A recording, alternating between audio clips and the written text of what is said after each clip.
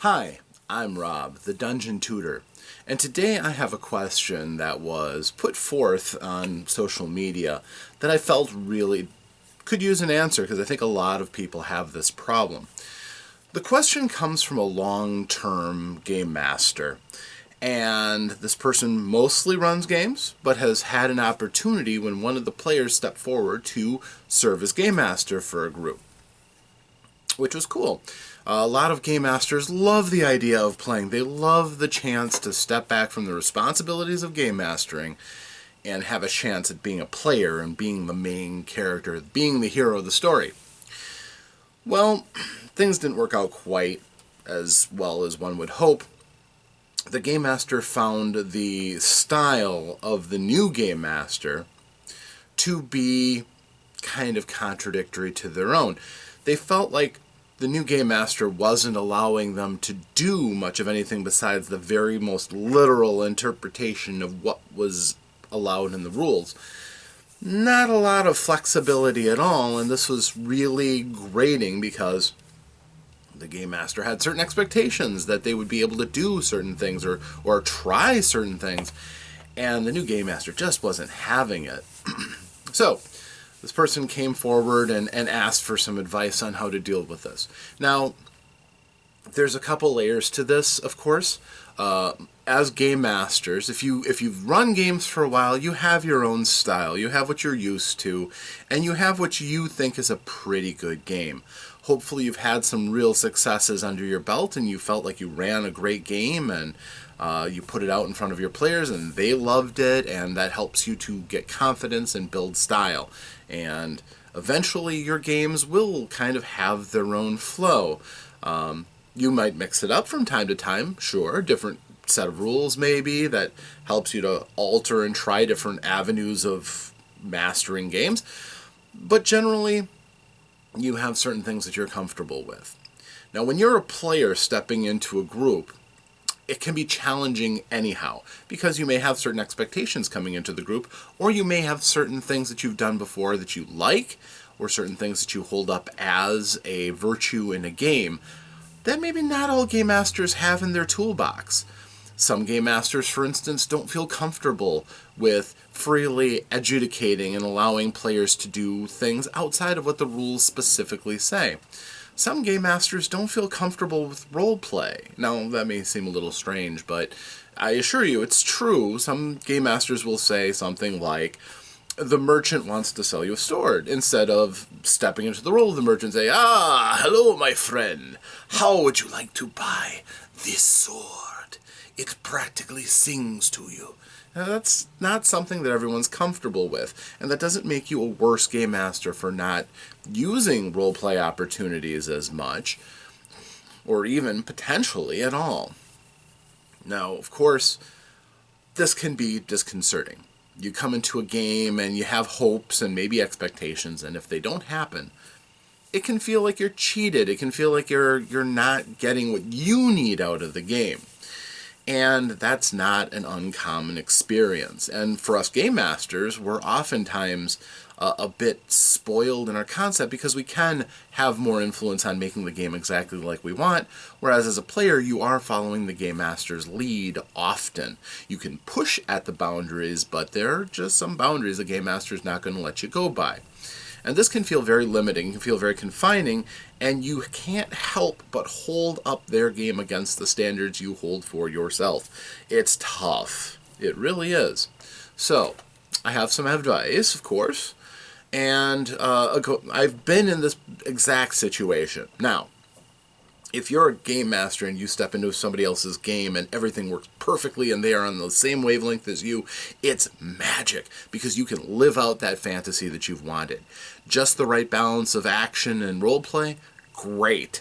Allowing you to do the kind of things with your rules or knowing when to clamp down and when to let go, great. And it can sometimes really be interesting too when the game master has played in your game and you find them copying elements of your style and their own. That can be quite flattering, because that flattery, of course, is certainly reflection by imitation sometimes. So, but that isn't always the case.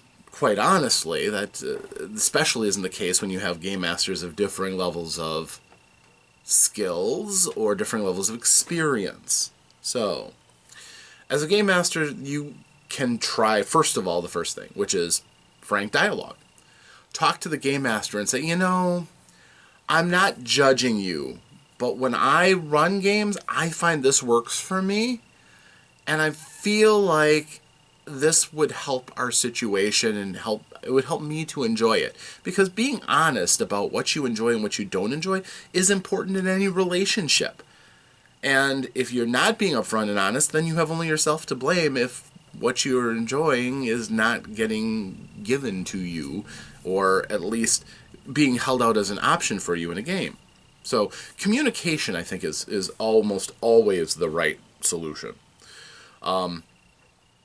It also sometimes can help to talk to the other players and say, hey, how do you feel about this? Not necessarily a go behind the back conspiratorial type thing, but just maybe finding what they enjoy out of the game, what they're getting out of it.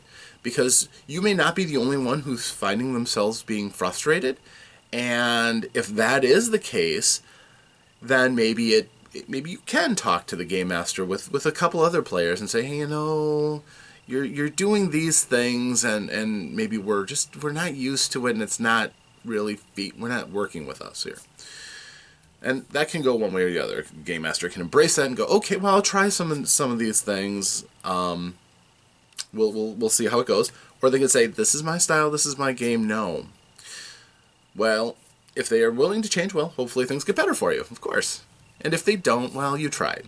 You did everything you could. And then we'll go on to step 2. But step 2 basically is for the game master who's not interested. Or if, for whatever reason, you don't choose to communicate with the game master, maybe you feel like it would be a confrontation and you don't want that, or maybe you just aren't the kind of person who will step forward first. And, that's nothing wrong with that, but it does make things a lot simpler if you can try to initiate some conversation. But if you find yourself unable to talk, or you've hit an impasse, you've got a few options. Now remember, the most important part about playing a role-playing game is that everybody is having fun. And if you're not having fun because you're constantly frustrated, it's time to do a few things. Number 1, do a self-check. Look in on yourself and say, what is it that I'm not liking about this? Be frank and honest with yourself, because we like to delude ourselves sometimes. But if you're frank and honest about why you're not enjoying it, you might actually find it's not necessarily the thing that you initially pulled the trigger on. Some game masters, for instance, have control issues. We have a hard time giving up control of the game to someone, and we try to lead the game in the direction we want it to go, which we could easily do as a game master, but when you're a player, that's not really the same thing. So that can be a thing. It can also simply be that maybe we're being a little too narrow-minded in our appreciation of the other person's style. It's not like ours, and therefore it's different, and oftentimes different is associated with worse. But for instance, if you're a very narrative game master and you love the story of it and you love the role play, and you switch to another game that's largely tactical, it's much more about the challenges that the game master throws at you that they value, to something that you rarely, maybe even just left as a vestigial bit of your game, but that's their focus. That can be a real challenge, but it doesn't necessarily have to be a bad one. If they're competent at what they're doing, maybe it opens up your eyes. If you're again honest with yourself, maybe that's something that's been missing out of your game. And it might be time to kind of take a look at it from a distance and go, this may not be my preferred way of playing, but there's something to that. And I've caught myself doing this too. I have learned a lot from playing from other people, and I think every good game master should try to play games from time to time too, if not just to refresh the batteries, but also you'll learn things from any new game master.